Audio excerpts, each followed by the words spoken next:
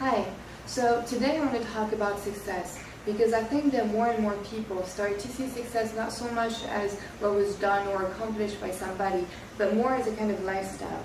And what I mean is that for more and more people, when we think about someone who's successful, what we think about is someone who has a big house or an expensive car. And those are the things that we kind of have in mind when we think of success. And I think that that's a very dangerous way to think of success. And that's for just two very simple reasons. The first one is that you end up with an enormous group of people who have done a lot of meaningful things in their lives. And because they don't match this idea of success that we have, because they don't have necessarily a large bank account or a big house or an expensive car, feel like they're kind of failures, like they haven't done as much as they should have done or they could have done. And they kind of take something that is very meaningful, that they have put a lot of their person into, that they put a lot of time and energy into, and just make it meaningless because it doesn't match our general idea of success. The other reason why I think that looking at success in the way I described it before is dangerous is because when we look at success in that way, what we're looking at is success as power.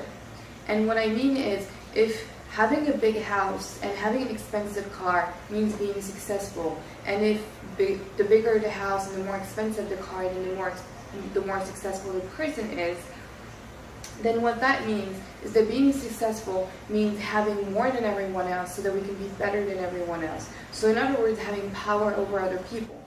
And the reason why I think that's a very dangerous way to look at success is because if we think about it that way, it means that for you to be successful, then everyone else must fail, or at least not be as successful as you are, because you need to have more than them for you to feel successful.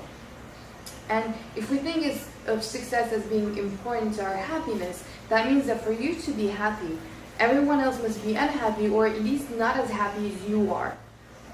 And so, thinking about success that way means that every single person is after their own interest and kind of wants to keep everyone else below.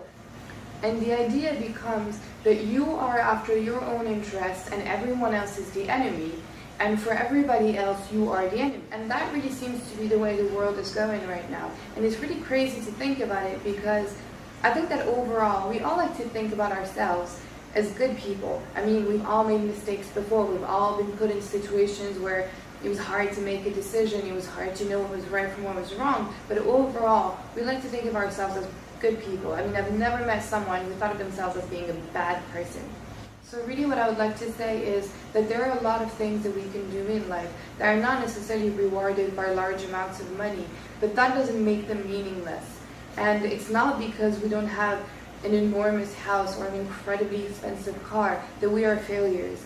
And we shouldn't look at everything that we've done and just see it as a failure.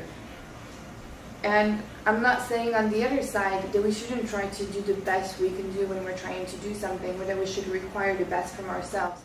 But all I'm saying is, if we get to a point in life where we're allowed to have a bigger house or a more expensive car than other people, that doesn't have to be associated with a feeling of dominance over those people. We don't have to measure our success by our possessions, but we should instead measure it by the things that we've done, the things that we've accomplished, and how meaningful those things are.